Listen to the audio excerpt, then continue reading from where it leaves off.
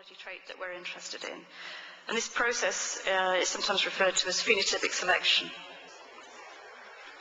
And how it looks in practice is shown on this next slide. Essentially, an immature flower where the anthers have yet to open is emasculinated, or the stamens are removed. That's shown in the top two photographs. And it leaves the female part of the flower intact on the plant. And this is then dipped into the pollen that's been collected from another variety. The fruit is then allowed to develop and collected, and seed, the F1 hybrid seed, is then collected. If we look at the goals of traditional breeding, the major goal over the last several decades has been to increase fruit yield, and this has been extremely successful. Probably the second most important goal has been to improve agronomic traits, and maybe third on the list has been to improve fruit characteristics, but the focus here has primarily been on increasing solids and colour. Essentially today there are two problems for breeders of processing varieties.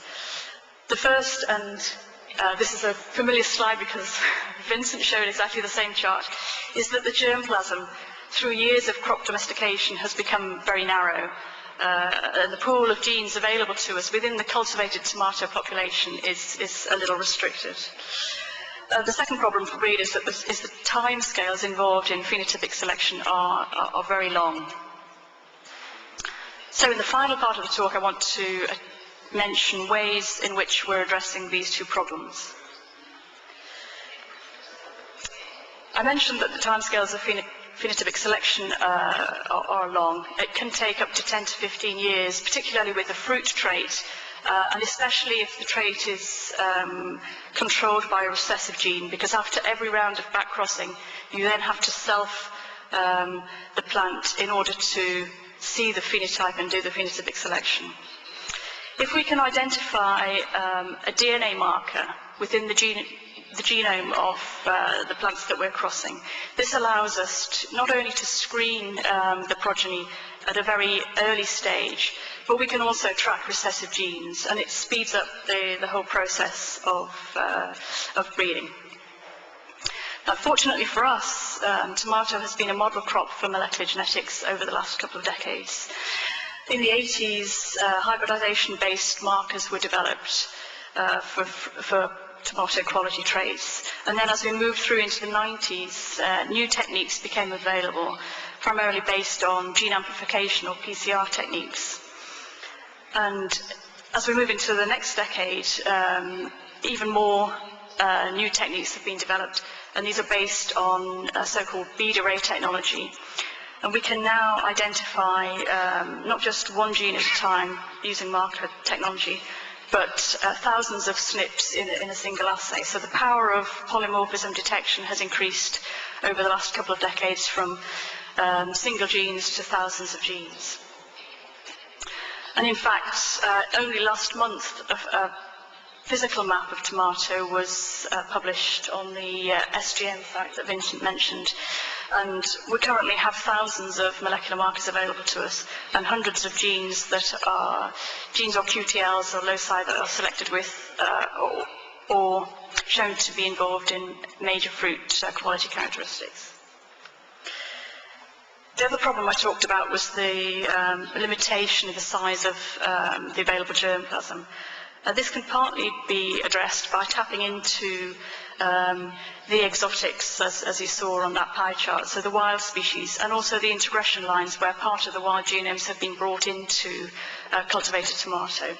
And within, again, as we've heard this morning, within the exotic varieties there is much more diversity than we can see within the cultivated variety.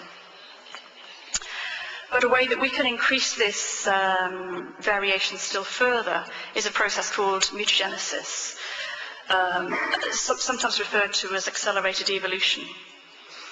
And within Unilever we have generated a genetic resource that consists of 11,000 genetically modified, genetically altered, unique tomato lines. And we've calculated that each one of the 35,000 genes within tomato probably contains at least one mutation. And This means that the population that we have generated probably has the potential to contain many new characteristics. The next couple of slides just illustrate how EMS mutagenesis works. Essentially, it's a chemical that's incubated with the seed, which produces random mutations from GC to AT. And if the concentration of the chemical is correct, then it causes about 1,000 mutations per cell. Tap into genomics data is to identify genes that we think might be likely to be responsible for a particular trait that we are interested in. The challenge here, of course, is that very often traits are not controlled by a single gene, but they're controlled by multiple genes, and these are inherited independently. Secondly, genes, and some of them very strongly, interact with the environment, so the phenotype that's caused by a particular gene that a variety is carrying can be influenced and enhanced or reduced. And finally, the level of genetic variation can sometimes be very, very small. Even a single nucleotide can cause the variation, or sometimes even there need not be a base change at all. It can just be a methylation pattern. So this is the challenge. The limited genetic variation is illustrated on this slide, where it's showing that there's 96% identity between man and chimps.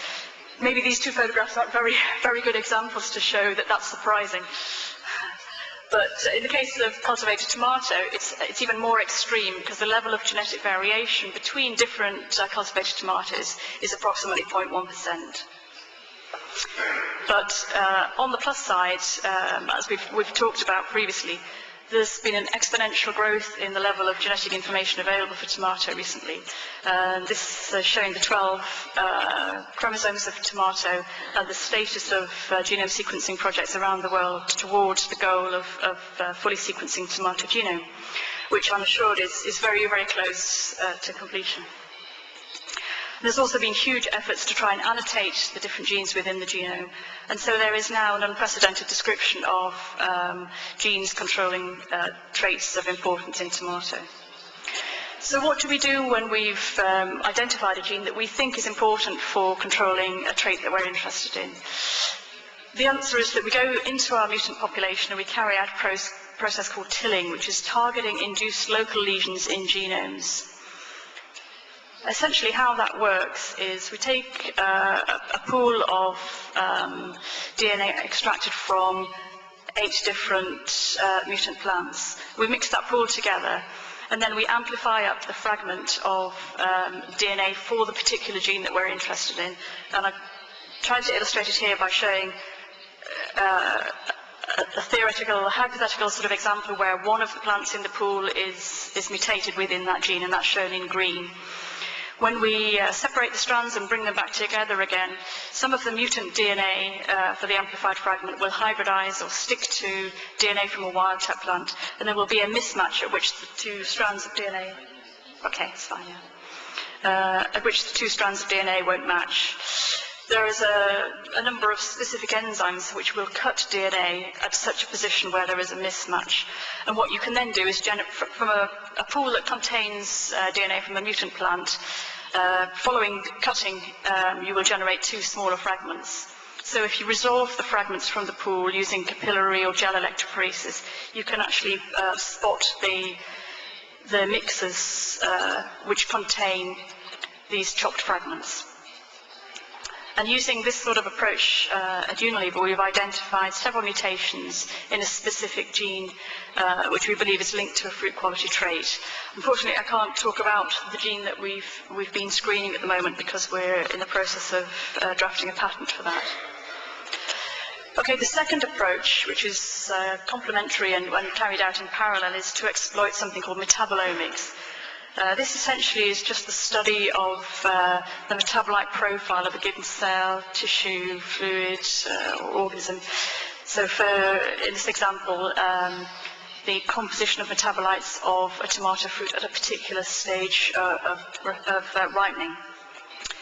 The nice thing about